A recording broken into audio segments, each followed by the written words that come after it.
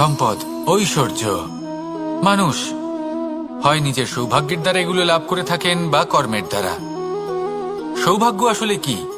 গ্রহের দশা, যা প্রত্যেক মুহূর্তে বদলাতে থাকে। কর্মের মাধ্যমে যখন আপনি ধন অর্জন করেন, তখন সেই ধন আপনার আগামী প্রজন্ম লাভ করে। সেটা হয় সে ভোগ করে বা তার জন্য তার ভোগান্তি হয়। আর এটা নির্ভর করছে আপনার কর্মের ওপরে। কি কর্ম করেছেন আপনি সেই ধনকে লাভ করার জন্য। যদি আপনি সৎ পথে চলেন, নিষ্ঠা ভরে আপনি কর্ম করে থাকেন এবং তার ফলে আপনি ধন অর্জন করে থাকেন, তাহলে আপনার আগামী প্রজন্ম সেটা ভোগ করবে, সেটা প্রয়োগ করবে নিজের বিকাশের জন্য। কিন্তু যদি আপনি কুকর্ম করে থাকেন, কোনো রকম ছলনা করে থাকেন এই ধন লাভ করার জন্য, তাহলে 100% আপনার আগামী প্রজন্মকে এর জন্য ভুগতেই হবে। তাহলে আপনি কি চাইবেন? যে আপনার আগামী প্রজন্ম সুখ ভোগ করবে, নাকি আপনার কুকর্মের পরিণাম ভোগ করবে? নির্বাচন আপনারই। আসুন আমার সাথে ভালোবেসে বলুন, রাধা রাধা।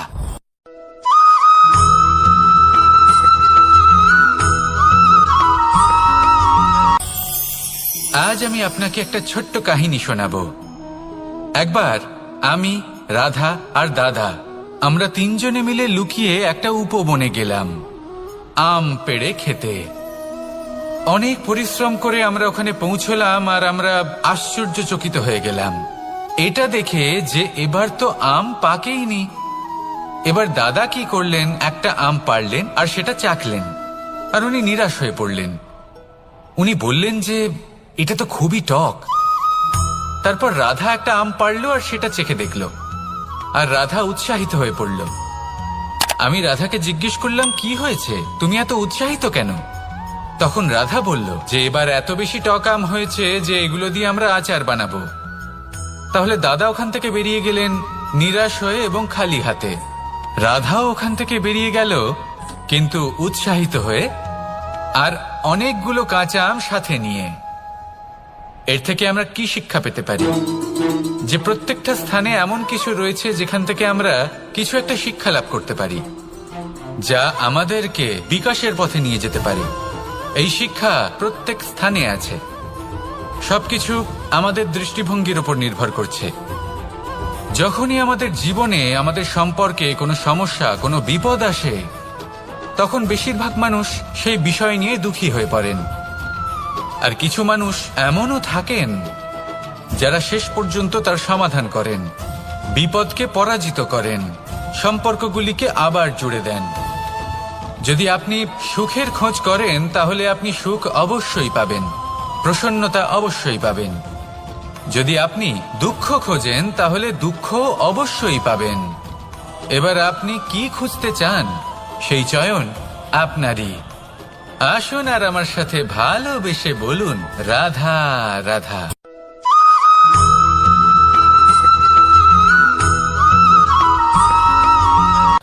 আমার কাছে যশোদা মা যেমন, আমার কাছে দেবকী মা যেমন, আমার কাছে ঠিক তেমনই হলেন গোমাতা। এবার ভেবে দেখার বিষয় হলো এটা যে এই সংসারে অসংখ্য প্রাণী আছে। একজন গাইকে একজন মায়ের মর্যাদা কেন দেওয়া হয়? তাহলে এর অনেকগুলো কারণ আছে। এই গাই অর্থাৎ গোমাতা, এনারা হলেন অত্যন্ত শান্ত, শান্তি প্রিয়, কখনো কারোর কোনো ক্ষতি করতেই পারেন না। গোমাতা যে দুধ নিজের বাছুরকে পান করান, সেই দুধই আমাদেরও দেন। সেই দুধ পান করে আমরা শক্তি লাভ করি। এই দুধ থেকে আমরা মাখন, ঘি, পায়েস, এইসব সুস্বাদু খাবার লাভ করি। গোমাতার গোবর আমাদের জ্বালানি হিসেবে সাহায্য করে, যার ফলে খুব কম সংখ্যক কাঠ ব্যবহার করা যায় এবং বেশিরভাগ জঙ্গল সুরক্ষিত থাকে। গোমাতার গোমূত্র, সেটাও আমাদের কাছে লাভজনক। এর দ্বারা আমরা অনেক রোগ থেকে মুক্তি লাভ করতে পারি। গোমাতা যখন একটি বাছুরকে জন্ম দেন, তখন সেই বড় হয়ে আমাদের ক্ষেত কর্ষণ করে। সেই জন্য গাইকেও জীবনে মায়ের মর্যাদা দেবেন। যতটা সম্ভব তাকে সেবা করুন এবং ভালোবেসে তাকে পালন করুন। এই মন নিজে থেকেই প্রসন্ন হয়ে বলবে, রাধা রাধা।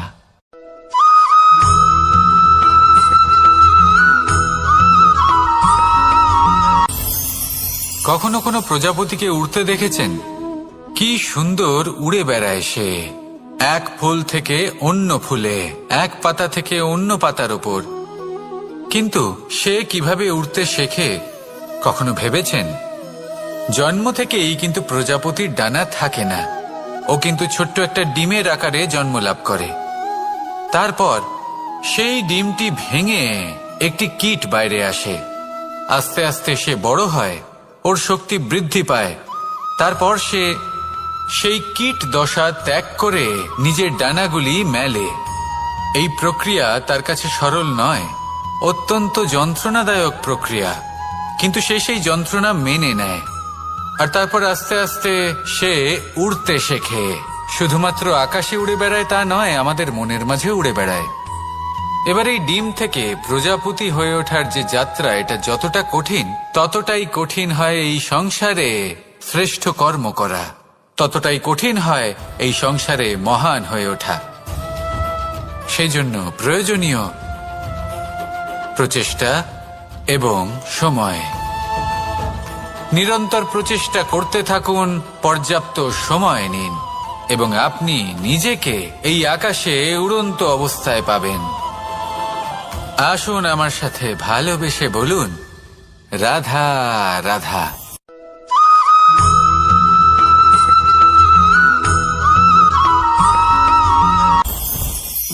মুঠো হাতের শক্তি বেশি, মুঠো খুললেই তা দুর্বল। তা এমন কি থাকা উচিত এই বন্ধ মুঠোয় যা লাখের সমান? মানসিকতা এবং স্বপ্ন। মানুষ জন্মগ্রহণ করে, তার মানসিকতা সময়ের সাথে উন্নত হয়। মানসিকতা অনুযায়ী সে স্বপ্ন দেখে, আর সেই স্বপ্ন সার্থক করতে সে পরিশ্রম করতে থাকে। কিন্তু খুব গুরুত্বপূর্ণ একটা কথা আছে যা আপনার মনে রাখা উচিত। আপনার এই মানসিকতা, আপনার এই স্বপ্ন, তা যেন আপনার নিয়ন্ত্রণে থাকে। আপনার বন্ধ মুঠোয় যেন এর লাগাম থাকে, আপনি যেন এর প্রভু হন। যদি তা হয় তবেই আপনি লাভবান হবেন। যদি এরা আপনাকে নিয়ন্ত্রণ করতে থাকে, যদি আপনার মুঠো খুলে যায়, না পথ আপনার নিয়ন্ত্রণে থাকবে, না মানসিকতা থাকবে, না স্বপ্ন নিয়ন্ত্রণে থাকবে। আর যদি তাই হয় তাহলে আপনি আপনার ভবিষ্যৎ নষ্ট করে ফেলবেন। তাই নিয়ন্ত্রণ করতে শিখুন নিজের বিচার বুদ্ধি, নিজের মানসিকতা, নিজের স্বপ্নকে। নিজের এই স্বপ্ন পূরণ করুন, আর আমার সাথে ভালোবেসে বলুন, রাধা রাধা।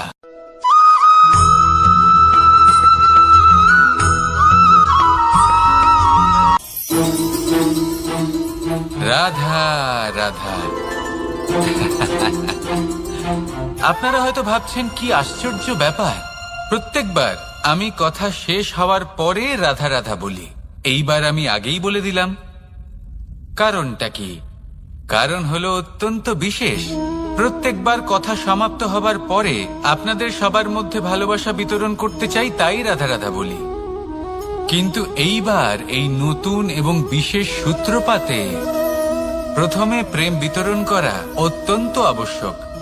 এবার একটা বিষয় আছে যা জানেন হয়তো সকলেই, কিন্তু বুঝতে খুব কম জন পারেন। এই প্রেম, এই আনন্দ, এই সকল কিছুর সূত্রপাত হয় নিঃস্বার্থ আবেগের দ্বারা। ঠিক যেমন একজন মাতাকেই দেখে নিন। যখনই একজন মাতা সন্তানকে জন্ম দেন, তখন এই সংসার ভুলে যায় যে তার জন্য এটা একটা নতুন জন্ম। কারণ একজন নারী তখন একজন মাতৃরূপে নতুন ভাবে জন্ম নেন।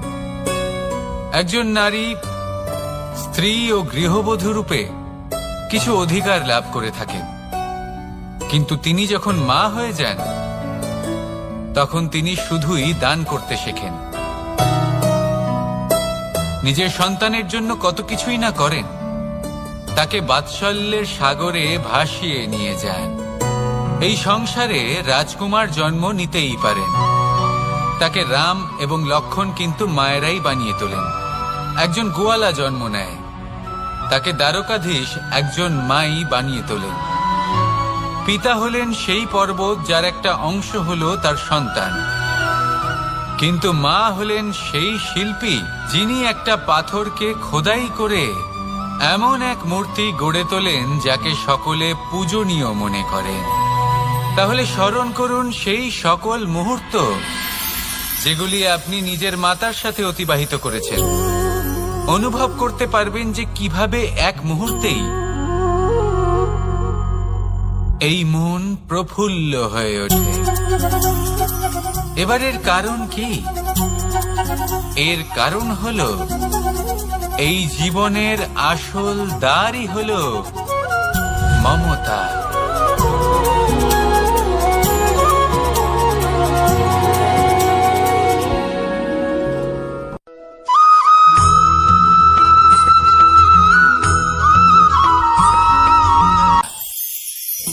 আমি রাধাকে ভালোবাসি, আর এই কথাটা সমগ্র সংসার জানে।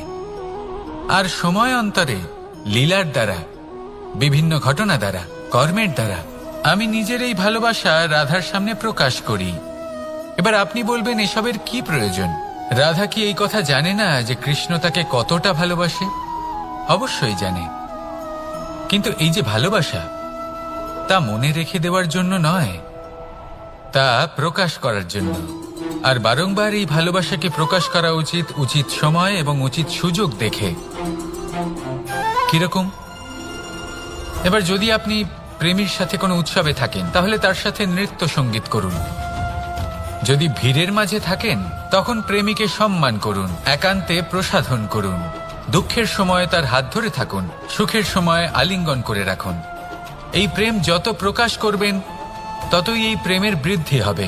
এই প্রেম আরো বেশি গভীর হবে, অটুট হবে। তাই এই প্রেমকে মনে নয়, আপনার জীবনে স্থান দিন। মন খুলে প্রকাশ করুন, আর আমার সাথে ভালোবেসে বলুন, রাধা রাধা।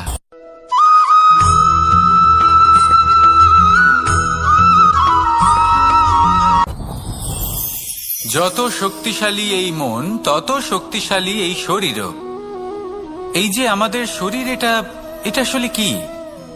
এ হলো একটা রথের মতো। আর একটা রথ ততক্ষণ চলতে পারবে না যতক্ষণ না তাকে কোনো সারথি চালাবে। এই মন হলো শরীরের সারথি। এবার ভাবুন, যদি এই সারথি শক্তিহীন হয়, দুর্বল হয়, তাহলে এই রথের কি হবে? এটা উচিত পথে চলতে পারবে না, উচিত গতিতে চলতে পারবে না, মন মতো স্থানে এটা পৌঁছতেও পারবে না। সেই জন্য মনের শক্তি অত্যন্ত প্রয়োজনীয়। এবার মনের শক্তি আমরা কোথা থেকে লাভ করি? দৃঢ়তার শক্তি থেকে। এবার এই শক্তি আমরা কিভাবে বাড়াতে পারি? আমরা প্রতিদিন কিছু নতুন স্থির করি, কিছু ছোট, কিছু বড়। আর যেই আমরা নতুন কিছু পূর্ণ করি, আমাদের মনের শক্তি বেড়ে যায়। আর যদি পূর্ণ না করতে পারি, মনের শক্তি কমে যায়। একটা দেওয়ালের মতো ছোট ছোট ছোট ছোট শিলা আমরা একটার পর একটা স্থাপন করে একটা দেওয়াল তৈরি করি। এতগুলো পাথর যখন একত্রিত হয়ে যায়, তখন এমন এক দেওয়াল তৈরি হয় যাকে ভাঙা প্রায় অসম্ভব হয়ে দাঁড়ায়। সেরকমই হয় মন এবং দৃঢ়তা। ছোট ছোট কাজ করে নিজের লক্ষ্য পূর্ণ করুন। এই লক্ষ্য যদি পূর্ণ হয়, তবে মনের শক্তি বাড়বে। কিছুটা এইভাবে যে যত বড়ই বিপদ আসুক না কেন, সেই বিপদ নিজে হার মেনে নেবে, কিন্তু আপনার মন ততটাই শক্তিশালী থাকবে। তাই মনের শক্তি বাড়াতে থাকুন, যাতে আপনি উচিত পথে চলতে পারেন, উচিত গতিতে চলেন, আর মনোবাঞ্ছিত স্থানে পৌঁছতে পারেন। তবেই এই মন প্রসন্ন হয়ে বলবে, রাধা রাধা।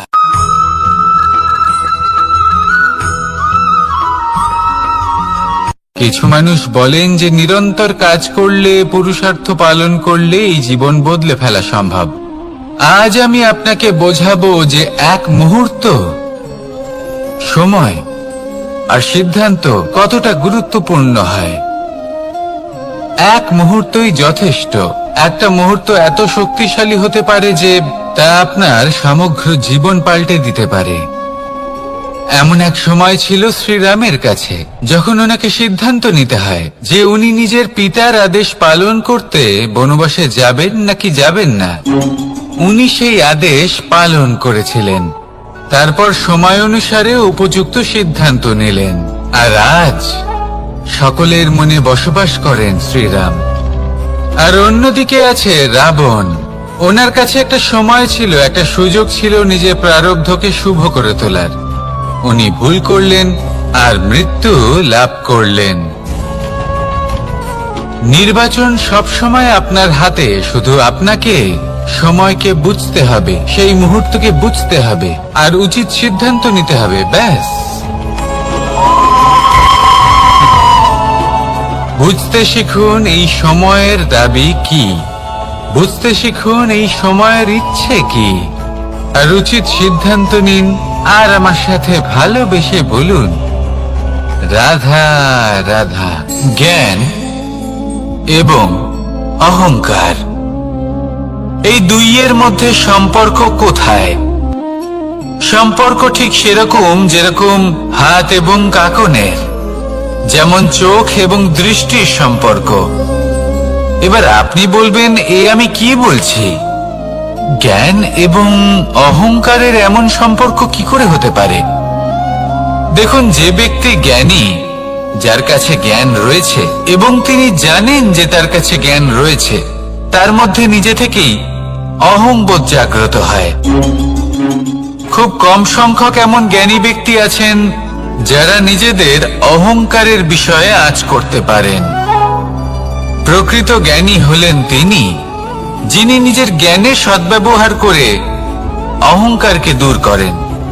উচিত সময় বুঝে যান, নিজের অন্তর যাচাই করে এই বিষয়টা দেখেন যে তার অন্তরে অহংবোধ জাগ্রত হচ্ছে এবং নিজেকে সেখানেই থামিয়ে দেন, যাতে অহংকারের পথে তিনি অগ্রসর না হয়ে যান।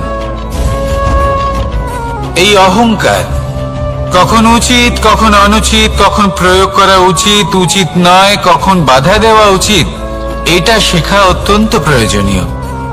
আর যদি এটা আপনি শিখতে পারেন, তাহলে আপনি একজন জ্ঞানীও হয়ে উঠবেন এবং সুখীও থাকবেন।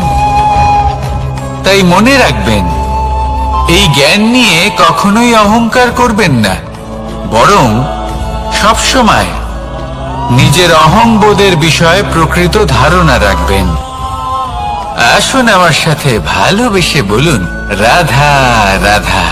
আমাদের জীবনে 7 ধরনের সুখ আছে, আর সেগুলো লাভ করার জন্য আমরা অত্যন্ত প্রচেষ্টা করি। কিন্তু কোনো প্রচেষ্টা করার পূর্বে তা কিভাবে করব সেটা বোঝা খুব প্রয়োজন, আর সেখানেই আমরা ভুল করে থাকি।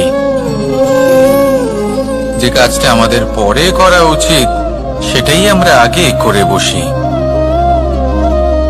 আপনাকে স্পষ্ট করে বোঝাই, প্রত্যেক সুখের সাথে 2টি ক্রিয়া জড়িত থাকে। এবার যখন আমরা ধনের কথা বলি, তখনও 2টি ক্রিয়া জুড়ে থাকে। প্রথম ক্রিয়া হলো ধন অর্জন করা, দ্বিতীয় ক্রিয়া হলো ধনের ব্যবহার করা। আর জীবনে ধনের ব্যবহার করার পূর্বে ধন কিভাবে অর্জন করতে হয় তা শেখা অত্যন্ত প্রয়োজনীয়। আমরা মন্দিরে যাই, ভগবানের আরাধনা করি, তার জন্য পুজো করি, ওনাকে প্রসন্ন করতে চাই, কিন্তু তার আগে ভগবানের ওপর আস্থা রাখা প্রয়োজনীয়। যদি আপনার অটল বিশ্বাস থাকে, তবেই আপনি প্রকৃত ভক্ত হয়ে উঠতে পারবেন।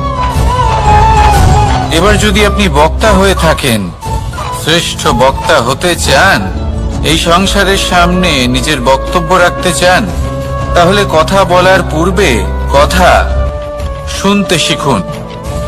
তবেই আপনি একজন শ্রেষ্ঠ বক্তা হয়ে উঠতে পারবেন।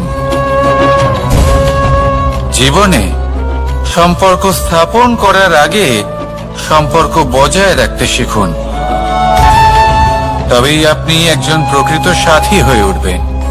জীবনে পরাজয় মানার পূর্বে বিজয়ী হওয়ার চেষ্টা কিভাবে করতে হয় সেটা শিখুন, তবেই আপনি একজন নিপুণ ব্যক্তি হয়ে উঠবেন।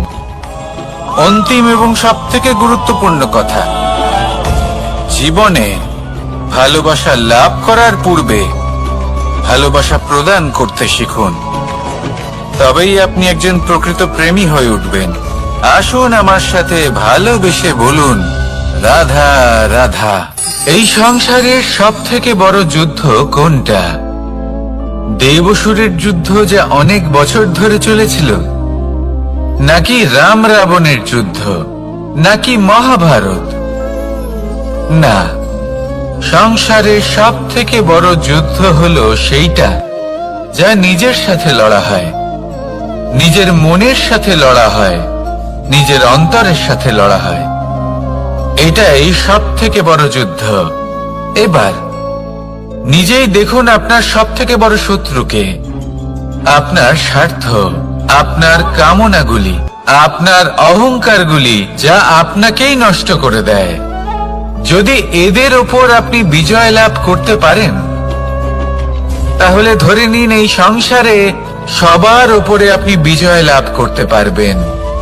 এই সংসারে কেউ আপনাকে পরাজিত করতে পারবে না, কিন্তু তার জন্য প্রয়োজন অনুভূতির। অনুভূতি ভালোবাসার, অনুভূতি অনুপ্রেরণার। যে ব্যক্তি ভালোবাসতে পারেন এবং প্রেরণা দিতে পারেন, তিনি চিরকাল জয়লাভ করতে পারেন। নিজের কাছে ভালোবাসার এক অস্ত্র রাখুন আর প্রেরণার এক ঢাল। জীবনে কেউ আপনাকে পরাজিত করতে পারবে না।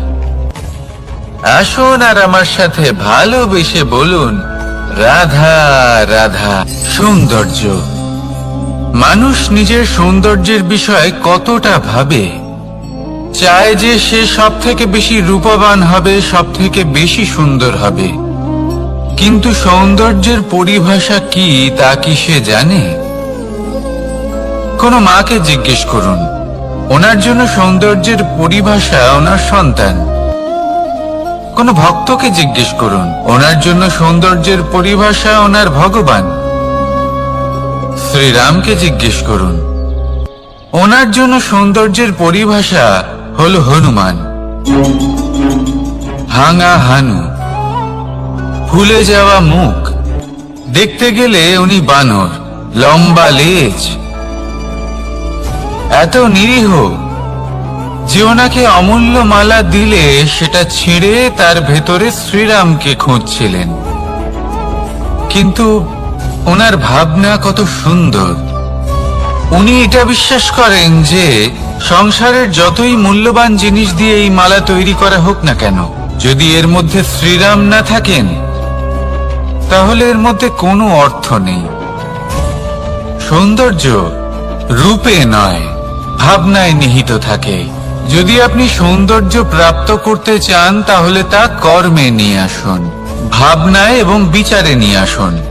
এই সৌন্দর্য আপনার সাথেই থাকবে। যদি আপনি সৌন্দর্যকে রূপের মধ্যে খোঁজেন, তাহলে কিছুক্ষণের জন্য পাবেন। সেই সৌন্দর্য সময়ের সাথে হারিয়ে যাবে। সৌন্দর্য যদি পেতে চান, খুঁজতেই চান, তাহলে হৃদয় খুঁজুন, কর্মে খুঁজুন। মন প্রসন্ন হয়ে বলবে, রাধা রাধা। এই সংসারে মানুষ জন্মগ্রহণ করেন, বড় হতে থাকেন, পুরুষার্থ লাভ করেন, অর্জন করেন। অর্জন করা আসলে কি? বেশিরভাগ মানুষ বলেন অর্জন করা অর্থাৎ ধন সম্পত্তি অর্জন করা। আর কি অর্জন করা যায়? আর কি লাভ করা যায়? আসল প্রশ্ন হলো এটাই যে কি এমন আছে যা বাস্তব রূপে অর্জন করার যোগ্য। তা হলো ব্যবহার, জ্ঞান এবং সন্তোষ। কেন?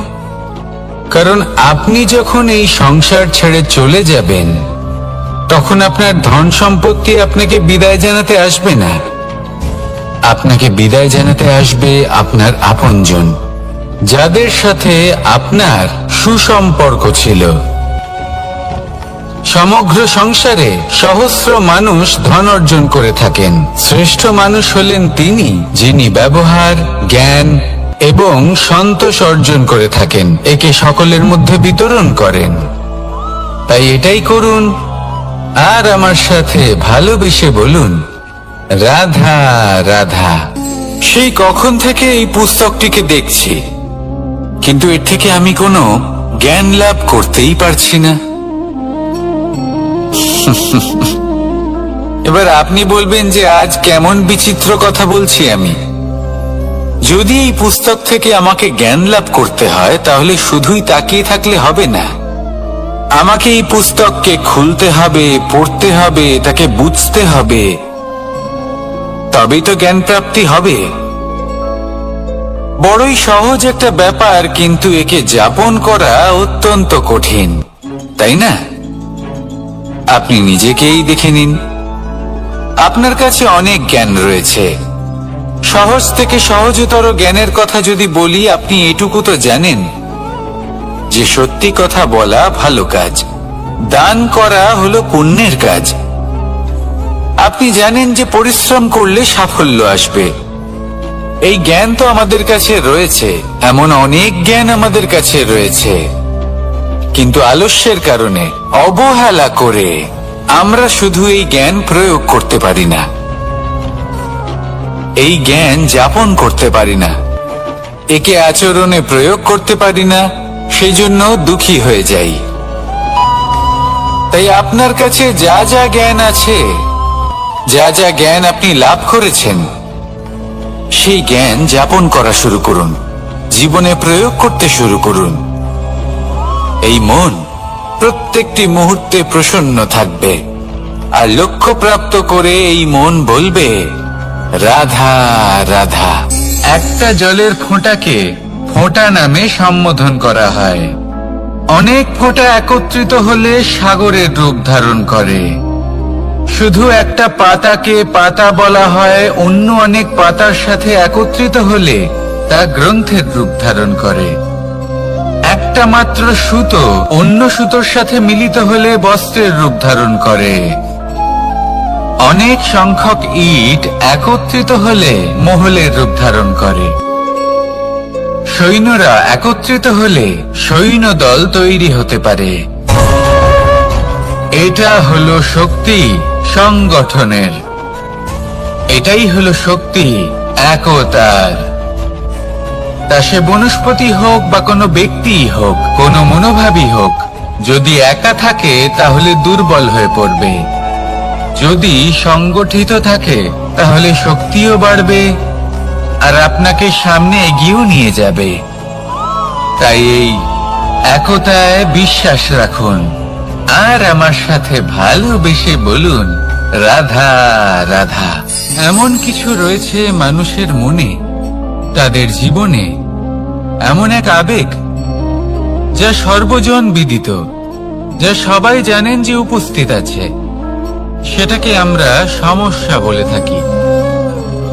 এমনিতে আমরা সকলেই জানি যে এমন কোনো গৃহ নেই যেখানে মৃত্যুর ছায়া পড়েনি, এমন কোনো বৃক্ষ নেই যার দ্বারা ওষুধ তৈরি সম্ভব নয়, এমন কোনো অন্ন নেই যা সময়ের সাথে বিষ বা অমৃতে পরিণত হতে পারে। এবার এই সমস্যাগুলি কোনো ব্যক্তির জন্য সমস্যা হতে পারে, কিন্তু নিজে থেকে এরা কোনো সমস্যাই নয়। এরা আসে আমাদের সাহায্য করতে, আমাদের কিছু শেখাতে। আপনি নিজেই দেখুন, পর্বতের শিখর থেকে কোনো এক পাখি পড়ে গিয়ে নিজের প্রাণ ত্যাগ করলো। সেটা কখন সম্ভব? যখন সেই পাখি ওড়ার চেষ্টাই করে না।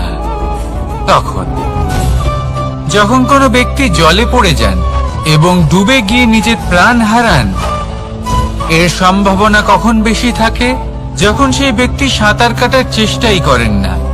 তখন এই সমস্যা প্রত্যেকের জীবনে থাকবেই, কিন্তু এটা মনে রাখা প্রয়োজনীয় যে কোনো সমস্যা পরিস্থিতির কারণে সমস্যা হয়ে ওঠে না। এই পরিস্থিতি যখন আমাদের সামনে আসে, আমাদের তা কঠিন মনে হয়, আমরা নতমস্তক হয়ে পড়ি, ভয়ভীত হয়ে পড়ি, তার সম্মুখীন হতে পারি না। তখন তা সমস্যার রূপ নেয়। দৃঢ় হয়ে দাঁড়িয়ে থাকুন সাহসের সাথে, এই পরিস্থিতিগুলির সম্মুখীন হন। দেখবেন সমস্যা কখন সাফল্যে পরিণত হবে আপনি জানতেই পারবেন না। আসুন আমার সাথে ভালোবেসে বলুন রাধা রাধা। এই সংসারে কখনো কোনো ব্যক্তিকে তার বাইরের পোশাক দেখে বিচার করার চেষ্টা করবেন না, এটা খুব বড় ভুল করবেন। যেমন আমরা জীবনে অনেক সময় এমন করি, ধরুন কোথাও একটা গাছ দেখলাম, খুব বিশাল আকারের একটা গাছ, যেটা মাটির থেকে অনেক উঁচুতে পৌঁছে গেছে, যার বিশাল শাখা আছে। সেগুলো দেখে আমরা ভাবি যে এই গাছে হয়তো কত সুস্বাদু ফল আছে, আমরা সেই গাছের পরিচর্যা করতে থাকি। আবার অন্যদিকে হলো একটি তৃণ, যেটা মাটি থেকে কিছুটা উঁচুতে পৌঁছেছে, কিন্তু সেই তৃণর নিচে, মাটির নিচে অত্যন্ত সুস্বাদু ফল বা সবজি জন্ম নেয়, যা আমাদের স্বাস্থ্যের পক্ষে অত্যন্ত উপকারী। সেই জন্য কখনো আবরণ দেখে কাউকে বিচার করতে চেষ্টা করবেন না। তার বদলে এটা বোঝার চেষ্টা করুন যে আপনার সামনে যে ব্যক্তি আছে বা বস্তু আছে, তার বিশেষত্ব কি। যদি এই বিশেষত্ব বোঝার ক্ষমতা আপনি অর্জন করেন, যদি এই শিল্প আপনি নিজের ভেতরে জাগ্রত করেন, তাহলে এই সংসারে বিশেষত্ব কি সেটা আপনি জানতে পারবেন। আর এই সমস্ত খেলা দৃষ্টি থেকে নয়, দৃষ্টিভঙ্গি থেকে জন্ম নেয়। দৃষ্টিভঙ্গি সবসময় শুভ রাখুন, আর আমার সাথে ভালোবেসে বলুন রাধা রাধা। যখন মানুষের মৃত্যু হয় তখন কি হয়? অনেক সংখ্যক মানুষ শোক পালন করতে চলে আসেন। যে ব্যক্তি মৃত্যু লাভ করেছেন তার অনেক বস্তু থাকে যেগুলো তার প্রিয়, যেগুলো তিনি ব্যবহার করেছেন, তার শয্যা, তার বস্ত্র, তার আভূষণ, সবকিছু তার থেকে বিচ্ছিন্ন করা হয় এবং খালি হাতে তাকে শ্মশানের উদ্দেশ্যে রওনা করা হয়। আমি আপনাকে এই প্রশ্ন করতে চাই, আপনি এই সংসারে কি অর্জন করেছেন? ধন সম্পত্তি, বস্ত্র, আভূষণ, এই সব কিছু যে আপনি অর্জন করেছেন, আপনার মৃত্যুর পরে তা আপনার থেকে দূর হয়ে যাবে। এর উত্তর হলো একটাই, আপনার কর্ম। শুধু সেটাই আছে যে একান্ত আপনার, আর শুধু সেটাই এই সংসার থেকে চলে যাওয়ার পরেও সংসারেই জীবিত থাকবে। যদি আপনি দুষ্কর্ম করেন, তাহলে এই সংসার আপনাকে একটি অনুচিত উদাহরণ হিসেবে মনে রাখবে যে এই ব্যক্তি খুব পাপী ছিল, অনুচিত কর্ম করতেন। যে পথে তিনি চলেছেন সেই পথে কারোর চলা উচিত নয়। সেখানেই যদি আপনি সৎকর্ম করেন, তাহলে সংসার চিরকাল এটাই বলবে যে খুব ভালো মানুষ ছিলেন, সবাইকে ভালোবাসতেন, সবাইকে সাহায্য করতেন, আমার খুব প্রিয় মানুষ ছিলেন। এটাই হলো শ্রেষ্ঠ কর্ম। সেই জন্য জীবনে শুধুমাত্র ধন সম্পত্তি, আভূষণ, এই সব অর্জন করতে গিয়ে নিজের মনোনিবেশ করবেন না। শ্রেষ্ঠ কর্ম করুন। সংসার থেকে চলে যাওয়ার পরেও এই কর্মই এই সংসারে আপনাকে জীবিত রাখবে। আসুন আমার সাথে ভালোবেসে বলুন রাধা রাধা। আমরা সবাই সূর্যকে সম্মান করি, ওনাকে শ্রদ্ধা করি, ওনাকে পুজো করি। এই সূর্য আমাদের শক্তি প্রদান করেন, প্রকাশ প্রদান করেন। কখনো কখনো উষ্ণতা এতটাই বাড়িয়ে তোলেন, এতটাই তপ্ত করে তোলেন, আমাদের একথা মনে হয় যে আমাদের এই শরীর জ্বলে যাচ্ছে। তখনও আমরা বিরোধিতা করি না, তাকে কটু কথা শোনাই না, আমরা সসম্মানে তা গ্রহণ করি। কেন কেন করি? কারণ আমরা জানি যে সন্ধেবেলা যখন সূর্যাস্ত হবে, তখন শুধুমাত্র অন্ধকার বাকি থাকবে। ঠিক কিছুটা এরকমই হয় আমাদের মাতা পিতাও, যিনি আমাদের জন্ম দেন, আমাদের ভরণ পোষণ করেন, আমাদের বড় করেন, আমাদের প্রেম প্রদান করেন। কখনো কখনো তাদের মুখ থেকে কটু কথা নিঃসৃত হয়, আমাদের দুঃখ হয়, কিন্তু তখন আমাদের এটা বোঝা উচিত এগুলি নিঃসৃত হচ্ছে আমাদেরই মঙ্গলের জন্য।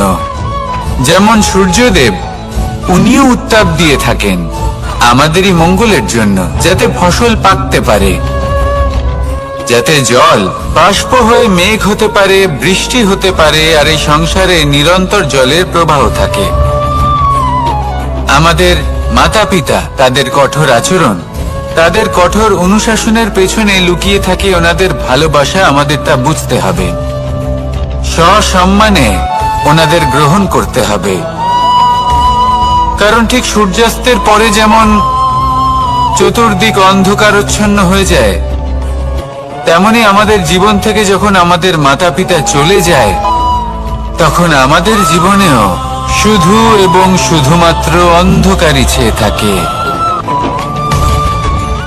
সেই জন্য নিজের মাতা পিতাকে সম্মান করুন, ওনাদের ভালোবাসা প্রদান করুন। এই মন আর এই জীবন প্রসন্ন হয়ে বলবে, রাধা রাধা। কিছু মানুষ বলেন যে নিরন্তর কাজ করলে, পুরুষার্থ পালন করলে এই জীবন বদলে ফেলা সম্ভব। আজ আমি আপনাকে বোঝাবো যে এক মুহূর্ত, সময় আর সিদ্ধান্ত কতটা গুরুত্বপূর্ণ হয়। এক মুহূর্তই যথেষ্ট। একটা মুহূর্ত এত শক্তিশালী হতে পারে যে তা আপনার সমগ্র জীবন পাল্টে দিতে পারে। এমন এক সময় ছিল শ্রীরামের কাছে, যখন ওনাকে সিদ্ধান্ত নিতে হয় যে উনি নিজের পিতার আদেশ পালন করতে বনবাসে যাবেন নাকি যাবেন না। উনি সেই আদেশ পালন করেছিলেন, তারপর সময় অনুসারে উপযুক্ত সিদ্ধান্ত নিলেন। আর আজ সকলের মনে বসবাস করেন শ্রীরাম। আর অন্যদিকে আছে রাবণ। ওনার কাছে একটা সময় ছিল, একটা সুযোগ ছিল নিজের প্রারব্ধকে শুভ করে তোলার। উনি ভুল করলেন আর মৃত্যু লাভ করলেন। নির্বাচন সবসময় আপনার হাতে, শুধু আপনাকে সময়কে বুঝতে হবে, সেই মুহূর্তকে বুঝতে হবে আর উচিত সিদ্ধান্ত নিতে হবে, ব্যাস। বুঝতে শিখুন এই সময়ের দাবি কি, বুঝতে শিখুন এই সময়ের ইচ্ছে কি, আর উচিত সিদ্ধান্ত নিন। আর আমার সাথে ভালোবেসে বলুন, রাধা রাধা। জ্ঞান এবং অহংকার, এই দুইয়ের মধ্যে সম্পর্ক কোথায়? সম্পর্ক ঠিক সেরকম যেরকম হাত এবং কাঁকনের, যেমন চোখ এবং দৃষ্টির সম্পর্ক। এবার আপনি বলবেন, এ আমি কি বলছি? জ্ঞান এবং অহংকারের এমন সম্পর্ক কি করে হতে পারে? দেখুন, যে ব্যক্তি জ্ঞানী, যার কাছে জ্ঞান রয়েছে এবং তিনি জানেন যে তার কাছে জ্ঞান রয়েছে, তার মধ্যে নিজে থেকেই অহংবোধ জাগ্রত হয়। খুব কম সংখ্যক এমন জ্ঞানী ব্যক্তি আছেন যারা নিজেদের অহংকারের বিষয়ে আঁচ করতে পারেন। প্রকৃত জ্ঞানী হলেন তিনি, যিনি নিজের জ্ঞানের সদ্ব্যবহার করে অহংকারকে দূর করেন। উচিত সময়ে বুঝে যান, নিজের অন্তর যাচাই করে এই বিষয়টা দেখেন যে তার অন্তরে অহংবোধ জাগ্রত হচ্ছে, এবং নিজেকে সেখানেই থামিয়ে দেন, যাতে অহংকারের পথে তিনি অগ্রসর না হয়ে যান। এই অহংকার কখন উচিত, কখন অনুচিত, কখন প্রয়োগ করা উচিত, উচিত নয়, কখন বাধা দেওয়া উচিত, এটা শেখা অত্যন্ত প্রয়োজনীয়। আর যদি এটা আপনি শিখতে পারেন, তাহলে আপনি একজন জ্ঞানীও হয়ে উঠবেন এবং সুখীও থাকবেন। তাই মনে রাখবেন, এই জ্ঞান নিয়ে কখনোই অহংকার করবেন না, বরং সবসময় নিজের অহংবোধের বিষয়ে প্রকৃত ধারণা রাখবেন। আসুন আমার সাথে ভালোবেসে বলুন, রাধা রাধা। আমাদের জীবনে 7 ধরনের সুখ আছে, আর সেগুলো লাভ করার জন্য আমরা অত্যন্ত প্রচেষ্টা করি। কিন্তু কোনো প্রচেষ্টা করার পূর্বে তা কিভাবে করব সেটা বোঝা খুব প্রয়োজন, আর সেখানেই আমরা ভুল করে থাকি। যে কাজটা আমাদের পরে করা উচিত, সেটাই আমরা আগে করে বসি। আপনাকে স্পষ্ট করে বোঝাই, প্রত্যেক সুখের সাথে দুটি ক্রিয়া জড়িত থাকে। এবার যখন আমরা ধনের কথা বলি তখনও দুটি ক্রিয়া জুড়ে থাকে।